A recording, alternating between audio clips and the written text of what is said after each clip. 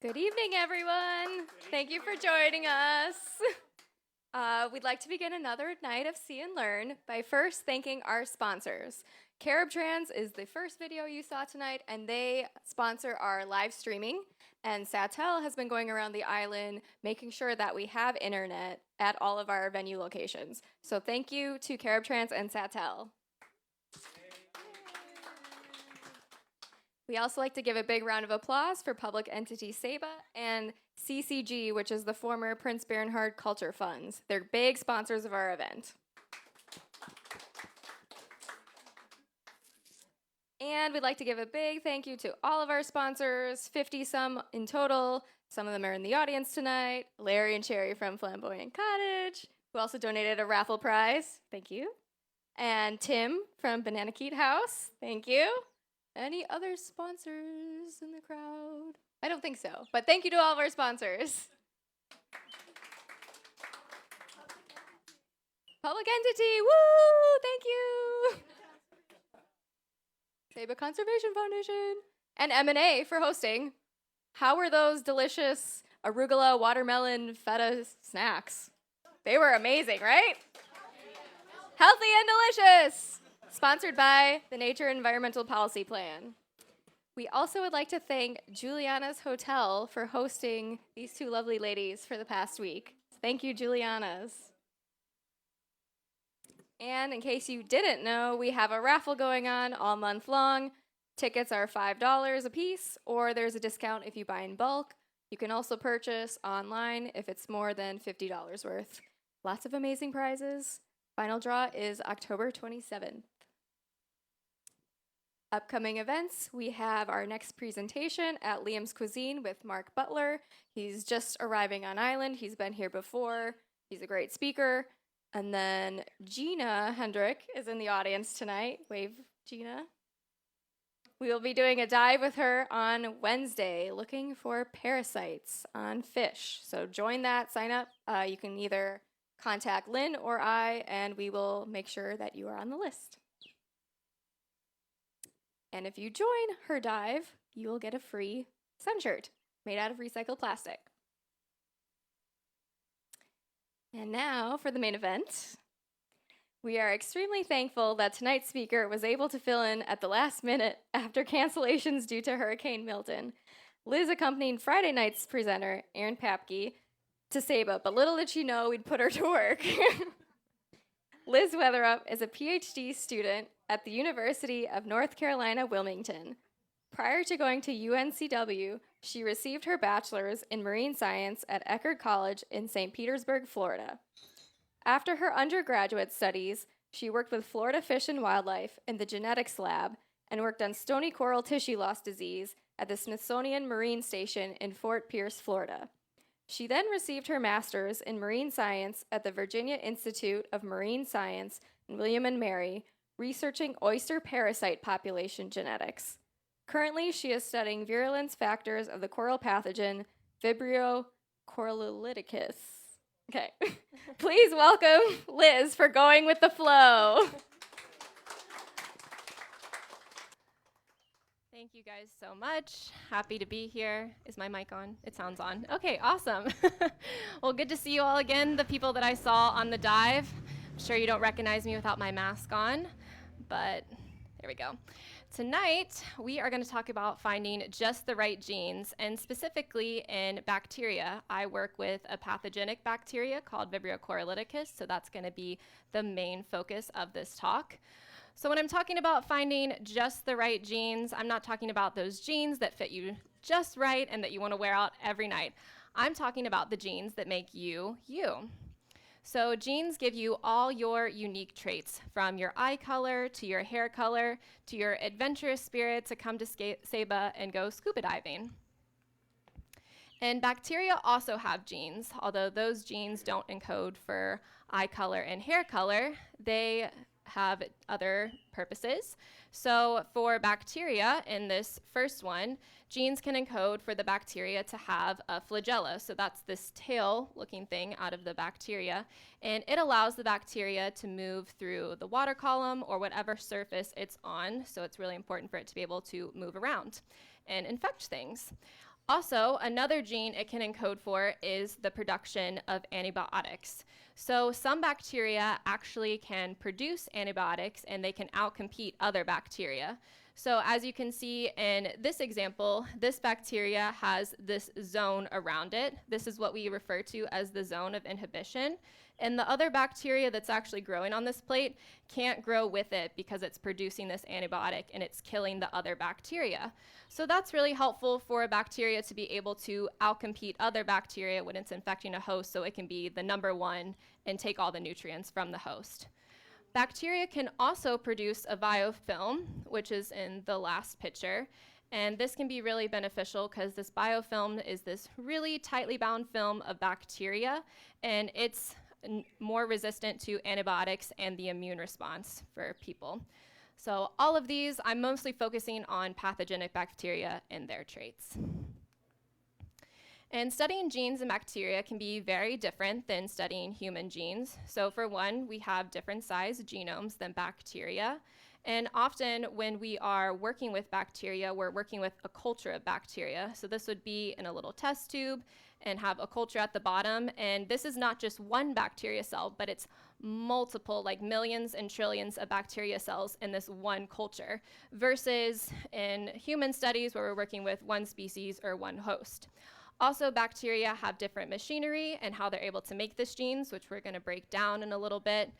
But they also can be very easily manipulated in labs, so we can use them to study human genes or to study how they're pathogenic. And they have a much faster growth time than we do, so it makes them a lot easier to study.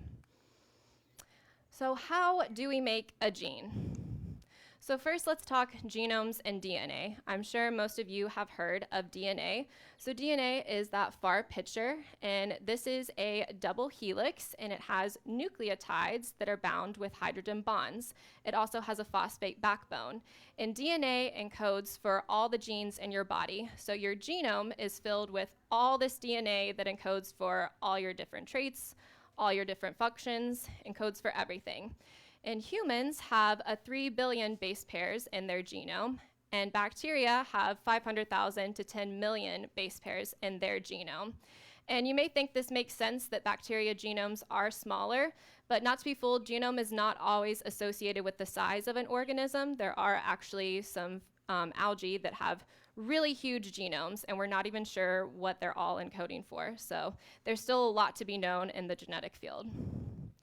So from your genomes, this is not the right slide.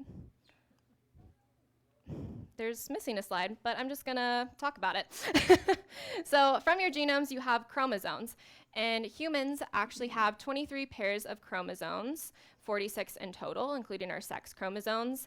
And bacteria, that I don't have a picture of on here, but their chromosomes, they still have them.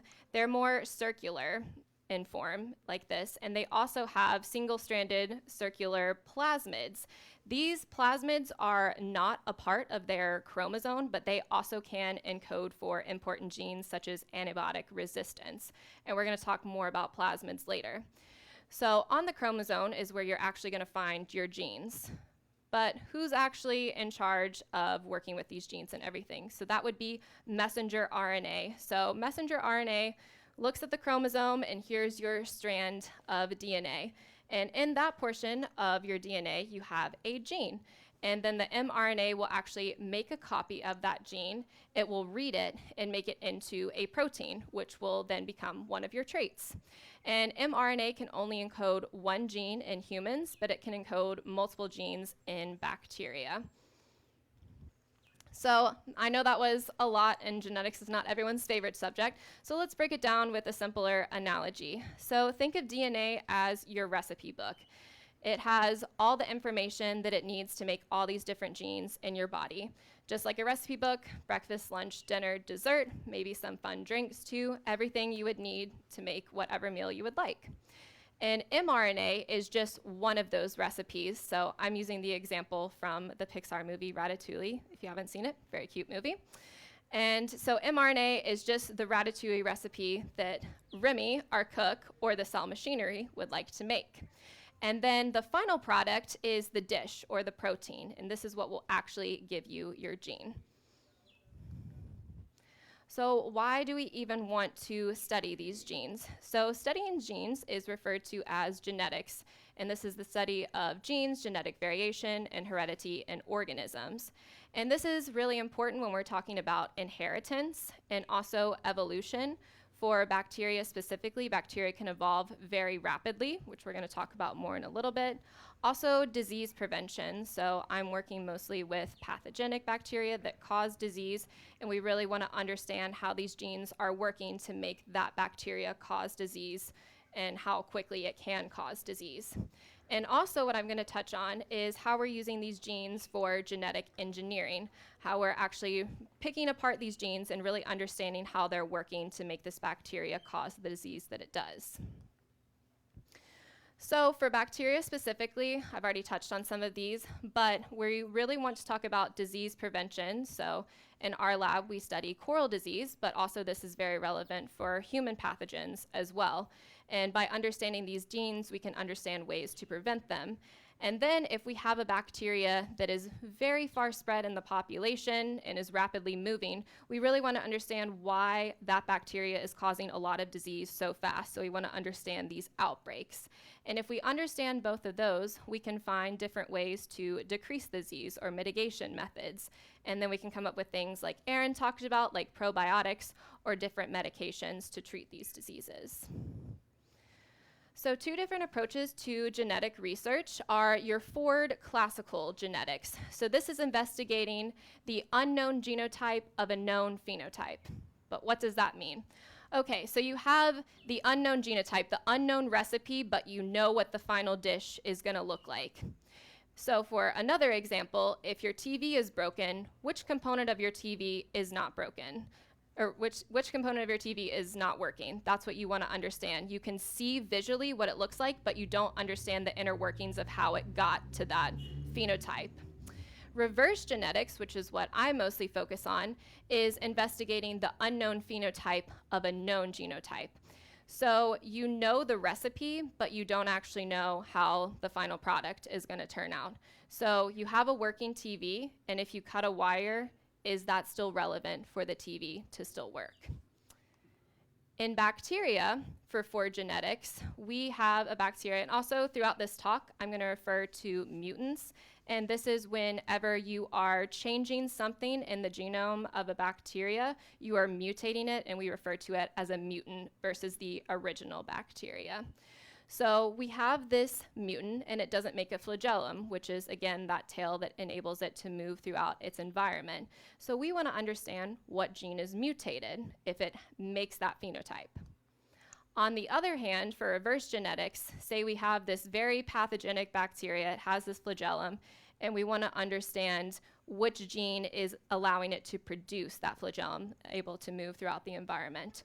So if this gene is mutated, will the bacteria still produce a flagellum?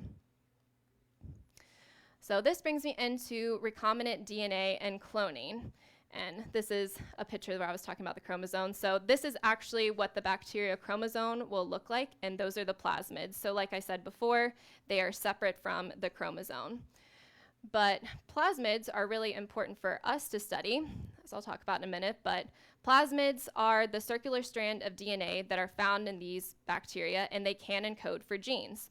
Often these are not essential for life, but they can produce things like antibiotic resistance. So that's why antibiotics over time aren't as effective, because these bacteria can have these plasmids that has this antibiotic resistance, and then they can transfer that plasmid to other bacteria, and that can happen really quickly. So plasmids are really important for the bacteria, and they are naturally found. But we as scientists actually utilize this to either knock in genes, so add a gene to a bacteria by inducing it with the plasmid, or knocking out a gene by removing that and adding in the plasmid without that gene in it to see how this bacteria reacts to that. So we're constantly using these plasmids to move and manipulate DNA. The recombinant DNA part of this is combining DNA from one organism to another. And then the molecular cloning is when we're actually assembling these plasmids. So we have a gene of interest. We want to put it into a bacteria. We make this plasmid, this circular strand of DNA, but how do we actually get it into the bacteria that we want to get it into? There's two different methods that I'm going to talk about today, and one of them is electroporation. So this is when you actually put your bacteria in a solution and you put an electrical shock in it, and it produces these little pores in the bacteria.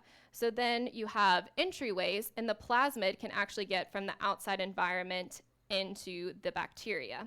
And then you let them recover, and these pores will close up, and now you have a bacteria with the plasmid that you just make, and you can do all these cool experiments that we're going to talk about in a little bit. Another way, and this is actually what I do, is conjugation. So often you will have one bacteria that's better at picking up these plasmids. They're called competent bacteria. And there's other bacteria that aren't as good as picking up these plasmids in the environment. So what we can do is the bacteria that's really good at taking up these plasmids, we can actually introduce the plasmid to that bacteria, and then we can mate it with our bacteria of choice that we're working with. So bacterial mating, this works because you have one bacteria with the F plasmid, and this is the fertility plasmid, and it forms the pilus. And this pilus can then go to another bacteria, and it can transfer that genetic information over. But the original donor of that information doesn't lose its F plasmids or its pilus. It still keeps it, and now the other bacteria has the plasmid and its pilus, and it can now mate with other bacteria. So this is how antibiotic resistance can be spread so rapidly in the environment. Okay, so now if you have made a plasmid, you think you've made a mutant because you've done electroporation or conjugation, but you want to know, did it actually work? So then it has to go through a process of selection. So this is a condition that distinguishes your original bacteria from your mutated bacteria. And we need to do this because if you're mutating something like a fish, obviously you can tell your original fish from your mutated fish. But like I said, when we're working back with bacteria, we're working with a large culture. So this has millions to trillions of bacteria in that one culture. And often you cannot distinguish them apart phenotypically or when you're growing them on a plate. So you need to have this selection method to make sure that you're actually working with the mutation that you just made. And two ways you can do this are positive selection. So this removes all the other bacteria that you have in your culture except for the mutations that you just made. And we can do this using antibiotics. Oftentimes, when we introduce a gene using a plasmid, we'll also introduce an antibiotic resistance. So that way, when this bacteria takes up that plasmid and has that new gene in it and that antibiotic resistance, it will grow on these plates that are enriched with this antibiotic. But the other bacteria, the original one that didn't initially have that antibiotic resistance, will not grow. So that's one way that we can do that. And then we can also go through negative selection, which is the exact opposite. So you're keeping everything in your culture except for the mutation that you just made. And you can actually use antibiotics for this too, because any type of selection can be positive or negative. So the original bacteria that you had may have another antibiotic that it's resistant to, but not the new mutation that you just made. And I'm really interested in understanding why these genes impact virulence. So the reason I'm knocking in or knocking out these genes is to really understand if I put a gene in or take a gene out, will the bacteria still be as pathogenic or cause as much disease as it did before? And I want to understand the virulence. So the virulence is a pathogen or a microorganism's ability to cause damage to a host. So the more virulent pathogens you have, these are the ones that make you very sick and that you will stay at home, stay in bed, be out of commission for a while, not go into work. So it has actually less chance for transmission because you're not going into work, you're staying isolated. Less virulent pathogens maybe will just give you a cold or a stuffy nose, so you'll still actually be going into work and you're spreading that bacteria, so it has more chance for a transmission. Okay, so going back to this, looking at how do these genes impact virulence. So let's say throughout this talk we've had this hypothetical experiment that we've been running using reverse genetics. So we mutated a gene and we found that it has a phenotype that produces a flagellum. But how do we know if this is important for infection rate? There's 3 different assays that I'm going to touch on today, and these are 3 of the most common assays that we use initially to kind of gauge how virulent a pathogen is. So the first one is the hemolysis assay, and this measures the activity of homolysins. And homolysins are enzymes that are found in bacteria that can break down red blood cells. And this is really bad for the host because if the pathogen is breaking down red blood cells are actually how we transport oxygen in our body. So we have less transport of oxygen, and it can even lead to hypoxia. So this experiment can show the hemolytic potential of bacteria toxins with this very colorful assay. So normally we mix our bacteria in a buffer with something like sheep's blood. And once the bacteria and the blood are in this mixture for a while and go through a process, we can actually see a color change, as you can see here. So the darker the color of the liquid at the end, the more hemolytic activity it has, the more blood cells it's breaking down. And oftentimes we'll put this in a 96 well plate and read the absorbance so we can actually measure accurately how much darker in color it is based on the other ones. So when you have your new mutant, you would often do that with your original mutation to see the difference. So if our new mutation has a darker color, you know that gene is really important for virulence, especially with breaking down red blood cells. And one bacteria that I'm going to talk about that's really, well, I'm not going to talk much about it, but that's good at doing this is Streptococcus pyogenes. And this actually causes strep throat, which I'm sure some of you are familiar with. Unfortunately, I get strep throat almost every year, so I'm very familiar with it. But it's actually really good at breaking down these red blood cells. Another assay, you'll notice all these have very fun colors, so it's kind of cool to do in lab. This is the azocasein assay, and this measures the activity of proteases. And proteases are enzymes that are able to break down proteins. And azocasein, so casein is actually a protein from milk, and azo is the dye that's added to it. So with this dye added, when proteins are broken down, it will induce a color change. So it turns this reddish, yellowish, orange color.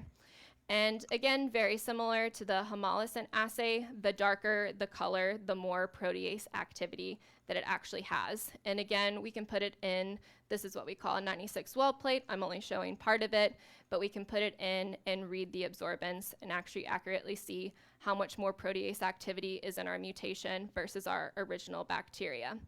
And this is bad if the bacteria can break down proteins because this enables it to invade host tissues a lot better, acquire nutrients a lot faster so it can spread throughout the host quickly and can cause a lot of cellular damage.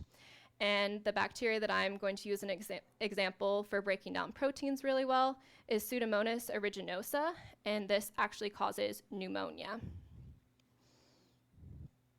And the last assay that I'm going to talk about that we do is the crystal violet assay. So I talked about before biofilms.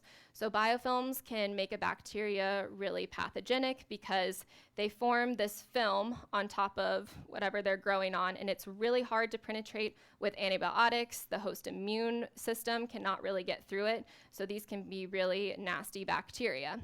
And crystal violet is a dye that we use, and it actually binds to biomass. So we will grow up our bacteria for about 2 days and then actually dump it out, and what's left in our well is the biofilm. So then we can add water and crystal violet and actually see how dark the purple color is to see how much biofilm activity actually happens. And a bacteria that's really good at doing this is Staphylococcus aureus, which causes staph infection. But enough about human pathogens and everything. Why am I actually using this method? So me and Erin, we both study coral disease. And as Erin mentioned, just like us, corals get sick as well. So we specifically study stony coral tissue loss disease. And I'm specifically focusing on Vibrio coralliticus, which can cause acute Montipora white syndrome. Now, for stony coral tissue loss disease, we're not able to run these tests yet since it doesn't have a known pathogen.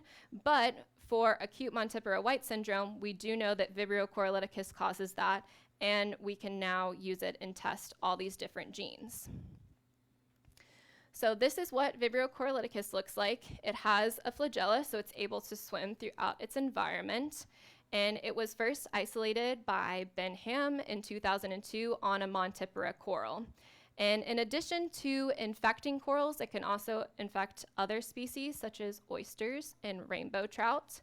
And it can cause a really nasty coral disease called Montipora white syndrome. So you can see this happens super rapidly. From day 1 to just 2 days later, it has complete tissue lysis of the coral.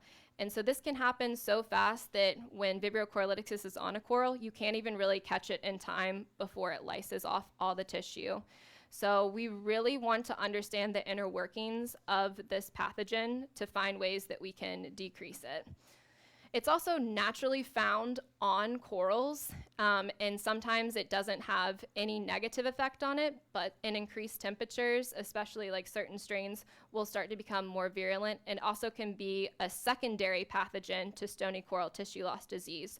So it's one of those pathogens, if it sees an organism or a coral is stressed out, it'll take advantage of that and then finish the job, as we've seen it often do in stony coral tissue loss disease. So before I get into exactly what I'm doing with my research, it's important that I point out coral mucus. So coral mucus, I'm sure a lot of you have seen it while you're diving, maybe around. It's sort of this snotty, slimy layer that's on the top of the coral. And corals can actually use this if sediment or anything gets on it, it can slough it off to remove any of those irritants. It's also filled with lipids, carbohydrates, and proteins. And it's mostly made of carbohydrates, which is another part of my research, is Vibrio coralliticus's metabolism of some of these carbohydrates actually can reduce growth. So we're looking into how metabolism is really impacting virulence, especially with these carbohydrates, and if it's just reducing growth or if it's also turning on or off some of these genes when it's in the presence of these carbohydrates. So my first gene that I'm actually knocking out of Vibrio coralliticus is genes involved in metabolism. So if we take away the ability for this pathogen to metabolize in the coral mucus, because the coral mucus is the first layer it's going to get on when it's invading the coral. If it's not able to metabolize, does that increase or decrease its virulence? And another gene that I'm interested in looking in is we have a couple of contenders of genes that are able to produce andromid. And andromid is an antibiotic, and I showed this picture at the beginning of my presentation. So Vibrio coralliticus is actually the spot that is grown right here, and it's producing this zone of inhibition because it produces this antibiotic called andromid. So it's actually preventing the other bacteria on the plate from growing. And we're thinking if we can find this gene, knock it out, we'll want to see if the bacteria is still producing this antibiotic or not. And if it's not producing this antibiotic, is it still as virulent as the original bacteria that we're looking at? So for concluding, like my results, that what I'm doing is making 2 deletions in Vibrio coriolyticus. I'm making 1 mutation that has metabolism genes knocked out, and another mutation of genes that we suspect are involved in this antibiotic production. And then I want to know if making these mutations increases or decreases virulence. And actually, as soon as I get back from SEBA, I'm hopping on a plane again to go present my results that I found so far for this in Peru. So if you're interested in talking more about the results I found, you can find me after the talk. Yes, I'm very excited. So overall, why do we care? Why did I just give you a genetics lesson? So our lab really cares for coral disease, and I'm sure a lot of you do as well, as we love to dive on SEBA. So coral diseases such as Vibrio coriolyticus can be very devastating to these reefs, and if we're able to understand their recipe book and the genes that make them do what they do, we can maybe find better ways to help lessen their effect on the reef. This is also really important. A lot of pathogens and parasites, I used to work with oysters, can really decimate a crop in an aquaculture facility. And so a lot of the food industries and aquaculture people are really interested in also understanding this research so they don't have anything wipe out their crops and we have good things to eat. And then also, of course, like I mentioned before, being able to use bacteria to look at these genes more closely rather than doing human tests, we can also understand human pathogens better as well. So this is important for us. So concluding, genes are really important for studying bacteria for disease prevention, and genes can be manipulated to understand which ones are really important for virulence or causing disease. And certain assays can show which of these mutations actually increase or decrease virulence. And this is important not only for us, but other organisms that get disease as well. And I just want to thank everyone at the Ushijima lab, Aaron Papke, who brought me on this trip, and as which I would not be presenting here tonight. So thank you to her, and also our advisor, Blake, who is great. He helps us with everything. Everyone else in lab that helps me with all my research, and all of our sponsors. This project that I'm working on is actually funded by the National Science Foundation. And there is my contact information, QR code, and me and Aaron have been working really hard on our Ushijima Lab Instagram. So if you'd like to follow us, it'd be much appreciated. And I'll just take any questions.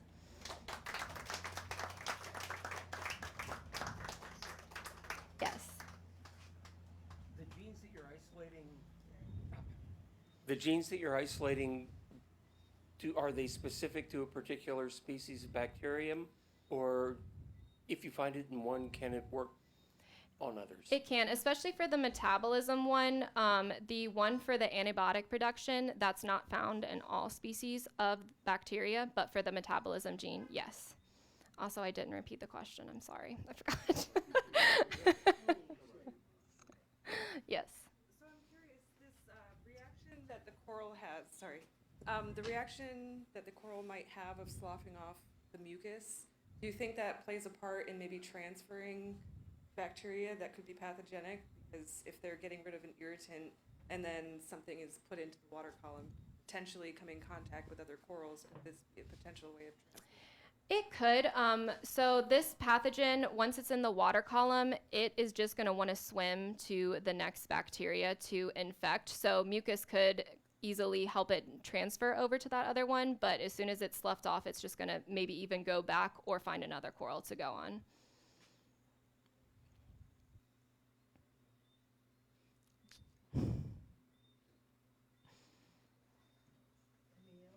Any more questions?